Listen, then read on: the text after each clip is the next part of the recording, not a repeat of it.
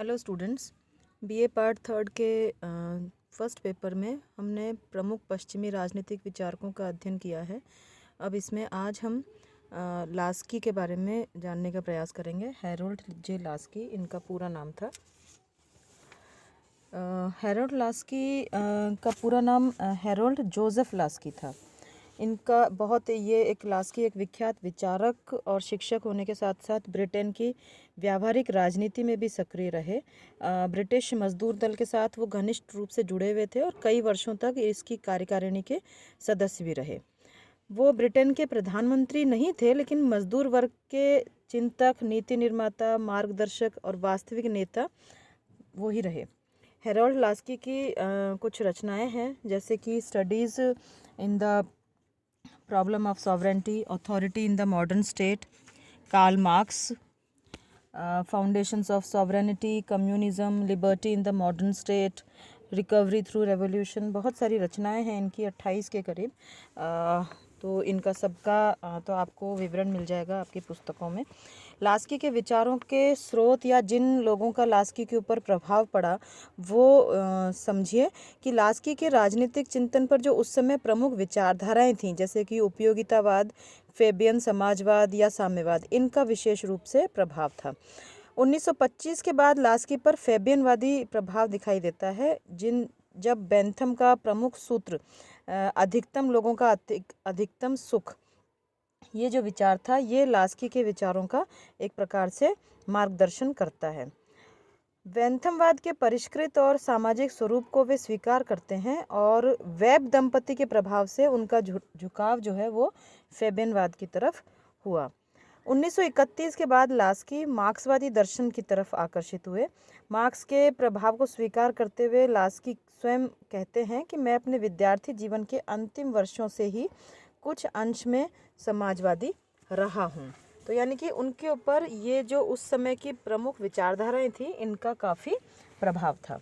Laski के राजनीतिक चिंतन का विकास इस प्रकार से माना जा सकता है, 5 भाग में इसको डिवाइड कर सकते हैं।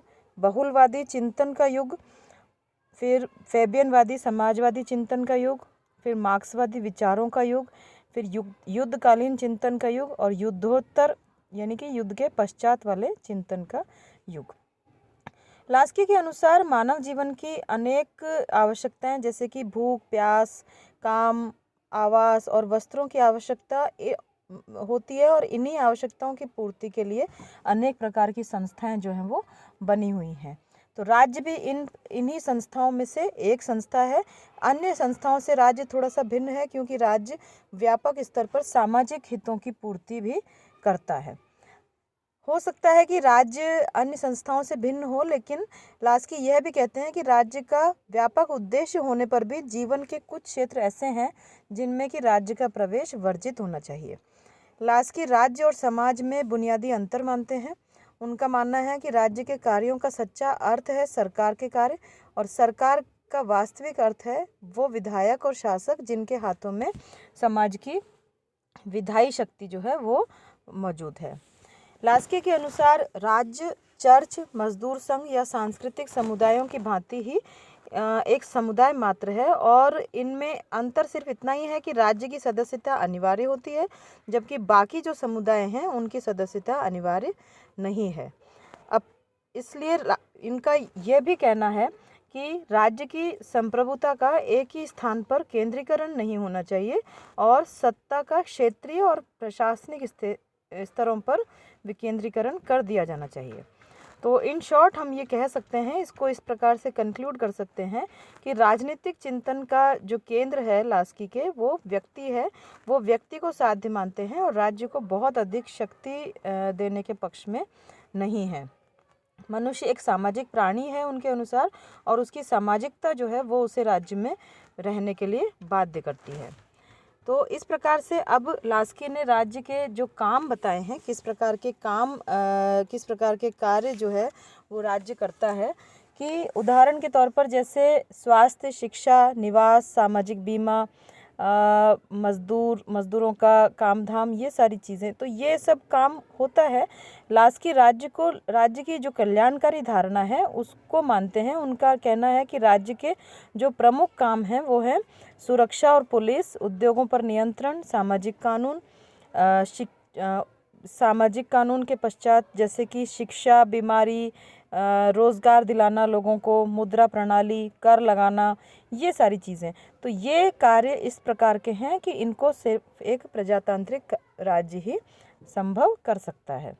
लास्की के अनुसार राज्य की आज्ञा के पालन की समस्या भी है कि राजनीतिक चिंतन का ये एक बेसिक फंडामेंटल प्रॉब्लम है कि नागरिकों को राज्य के आदेशों का पालन क्यों और किस सीमा तक करना चाहिए।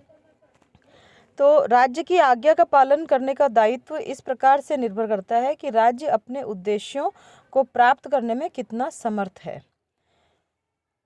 राज्य का प्रतिरोध करने से पहले लास्की कुछ सावधानियों पर भी प्रकाश डालते हैं। ये जो सीमाएं हैं जिस प्रकार की लास्की राज्य को देते हैं, जैसे कि लास्की व्यक्ति को राज्य के प्रतिरोध का अधिकार देते हैं। उनका ये कहना है कि यदि राज्य अपने कर्तव्यों का पालन नहीं कर रहा है, अपने उद्देश्यों की पूर्ति नहीं कर रहा है, तो नागरिक होने के नाते लोगों को ये अधिकार है कि वो राज्य का विरोध कर सकें। लास्की ने संप्रभुता के संबंध में भी अपने विचार व्यक्त किए हैं और उनकी बहुलवादी अवधारणा का उन्होंने चर्चा की है।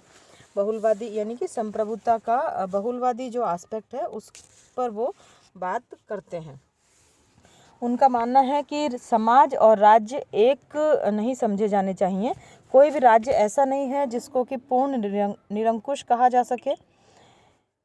कोई प्रभुसत्ता जो है वो सीमित होनी चाहिए। किसी भी प्रकार से ऐसा ना हो कि शक्ति जो है, क्योंकि शक्ति सदाचारी लोगों को भी भ्रष्ट कर देती है, तो असीमित शक्ति राज्य को नहीं प्रदान की जानी चाहिए। राज्य जैसे कि एक समुदाय है, इसी प्रकार से राज्य तो हो गया एक अनिवार्य समुदाय जिसका जो मेंबरशिप है वो अनिवार्य होती है, और दूसरे जो समुदाय हैं वो ऐच्छिक हैं, क्योंकि उनकी सदस्यता जो है वो लोगों की इच्छा पर डिपेंड करती है कि वो किस समुदाय का हिस्सा बनना चाहते हैं। समाज का स्वरूप संघात्मक है, इसलिए राज्य सत्ता भी संघात्मक होनी चाहिए। जैसे कि मनुष्य के अनेक आवश्यकताएं हैं और इन आवश्यकताओं की पूर्ति के लिए वो बहुत से संघ और समुदायों का निर्माण करता है। तो ये इस प्रकार के विचार जो हैं वो लास्की के रहे। सीमित सत्ता का वो समर्थन करते हैं। कानून को केवल राज्य का आदेश माना जाए, इस प्रकार के विचार का वो विरोध करते हैं। लास्की ने अधिकार संबंधी विचार भी अपने व्यक्त किए हैं। अधिकारों की प्राप्ति के लिए जो लास्की का विचार है कि अधिकारों की जो प्रमुख विशेषताएं हैं, जैसे कि मनुष्य की जो जस्टिफाइड मांगे हैं वो अधिकार हैं। अधिकारों का सभी के लिए समान रूप से महत्व है। अधिकारों की प्राप्ति के लिए कर्तव्य करना आवश्यक है। अधिकार जो हैं वो कार्यों के साथ जुड़े हुए हैं और व्यक्ति राज्य का विरोध भी कर सकता है। ये इस प्रकार के विचार जो हैं वो लास्की ने व्यक्त किए अधिकारों के संदर्भ में। तो इस प्रकार से आपका ये लास्की वाला जो चैप्टर है वो मतलब अलग अलग टॉपिक्स पर उन्होंने छोटे छोटे तरीके से अपने विचार व्यक्त किए हैं। समानता पर भी उन्होंने कुछ लिखा है, संपत्ति पर भी उन्होंने थोड़ा अपने विचार व्यक्त किए हैं। Thank you.